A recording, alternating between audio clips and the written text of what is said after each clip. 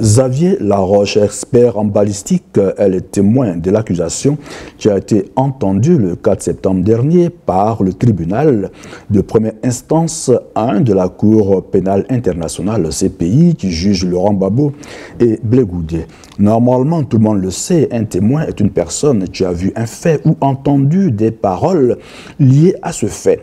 Il vient par conséquent raconter ce qu'il a vu et entendu devant un tribunal. Un témoin expert est un témoin ayant des connaissances accrues dans un domaine précis, ici en balistique en ce qui concerne Xavier Laroche. Son rôle est donc d'aider la Cour pénale internationale, en principe de façon impartiale, mais malheureusement, ce témoin expert fait partie du bureau du procureur de la CPI, Mme Fatou Bensouda. Tout le monde est d'accord sur ce fait.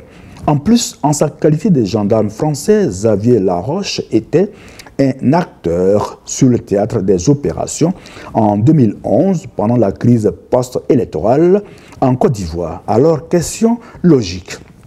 Quel crédit peut-on accorder à son témoignage sans remettre en cause sa formation académique et son expertise à partir du moment où il travaille avec Fatou Bensouda qui cherche vainement depuis très longtemps des preuves contre Charles Blé Goudé et Laurent Gbagbo. On ne peut être juge et partie en même temps. Encore là où le bas blesse, c'est que cet ingénieur de très haut niveau a utilisé comme outil de travail des documents glanés par-ci et par-là sur Internet et des rapports peu fiables d'une ONG internationale partisane sous la gouvernance de Laurent Gbagbo. Xavier Laroche a également utilisé une vidéo douteuse selon l'analyse de plusieurs spécialistes du cinéma. En plus, le témoin expert affirme qu'il est impossible d'identifier les armes qui ont servi à tuer ces femmes, mais que la vidéo est authentique. À ce niveau, il y a problème. Aujourd'hui, avec le numérique, une scène ou une image peut être disséquée dans tous les sens et dans tout son contenu. Alors, si l'arme du crime est indéfinissable sur la vidéo par notre expert, cela pourrait peut-être dire que le crime n'a jamais existé.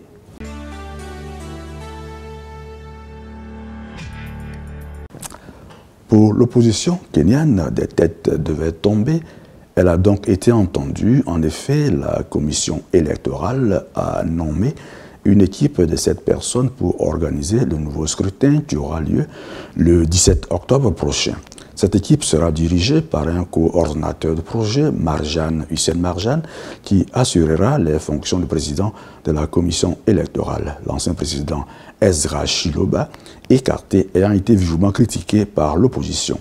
Rappelons que la Cour suprême du Kenya a en effet invalidé la réélection du président sortant, Uhuru Kenyatta, en raison d'irrégularités dans la transmission des résultats. La dernière édition du journal officiel kenyan précise d'ailleurs que le rendez-vous électoral du 17 octobre prochain opposera seulement 2 candidats, à savoir Uhuru Kenyatta, le président sortant, et Raila Odinga, le chef de l'opposition.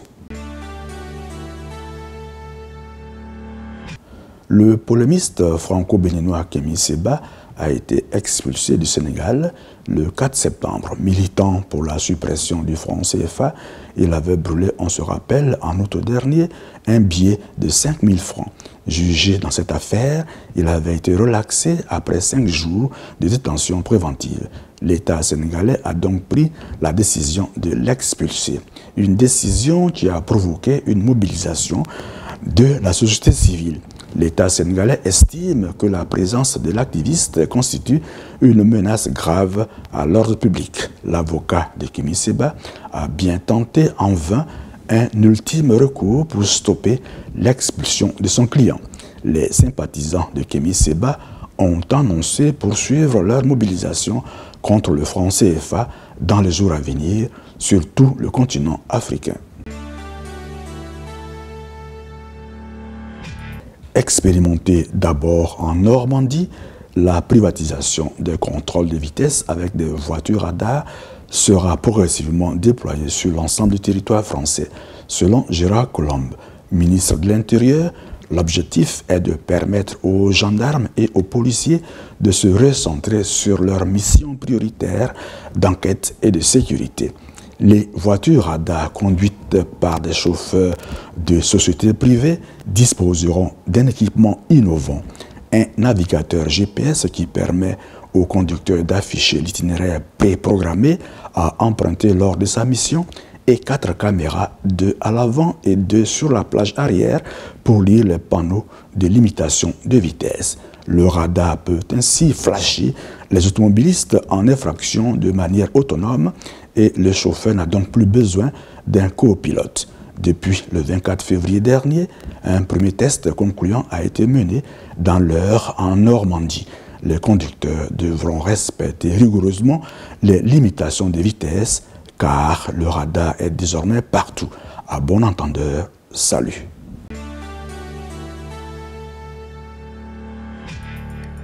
Le Rassemblement des Républicains RDR, parti au pouvoir en Côte d'Ivoire, a tenu son 3e congrès le 9 et 10 septembre dernier à Abidjan. Plus de 10 000 militants de ce parti ont participé à ce grand rendez-vous à 3 ans de la prochaine élection présidentielle en Côte d'Ivoire. Les observateurs de la vie politique ivoirienne sont restés sur leur faim.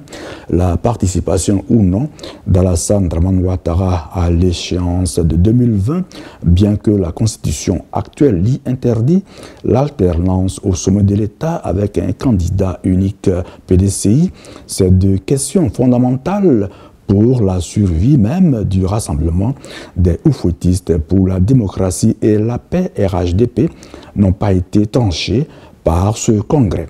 Cependant, l'on retiendra que le chef de l'État ivoirien, contre toute attente, a renoncé à la présidence de son parti, qui sera désormais dirigé par Henriette Rose Dagri-Diabaté, 82 ans, la doyenne du RDR, assistée de Gon Coulibaly comme vice-président et de Kandia Camara comme secrétaire général. À ce congrès, Alassane Dramane Ouattara a également annoncé des mandats d'arrêt internationaux contre Stéphane Kipré et Damana Picasse, des proches de Laurent Gbagbo, qui l'accusent de déstabiliser son régime.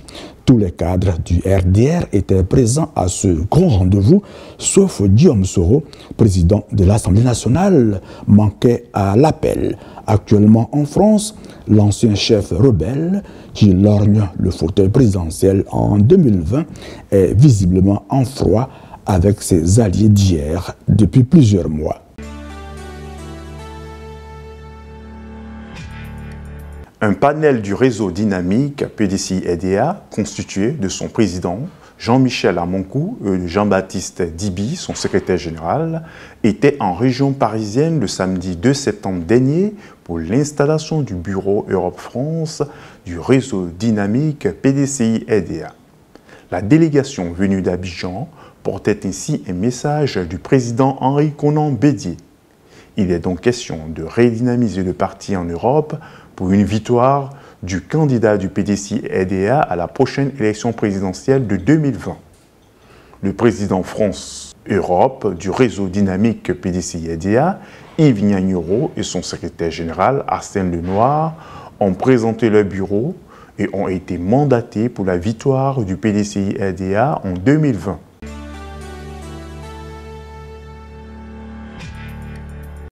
L'ONG Omega a lancé l'opération Angel pour lutter contre la mortalité infantile et maternelle en Afrique. Plusieurs personnalités et spécialistes de la santé étaient réunis à la Bourse du Travail de Saint-Denis en région parisienne pour réfléchir et trouver des solutions à ces maux dont souffrent les populations africaines. Notons que l'ONG Omega a reçu le soutien de d'autres associations telles que SOS Racisme, Games et bien d'autres. La rencontre s'est achevée par une séance photo et un concert avec des artistes en herbe.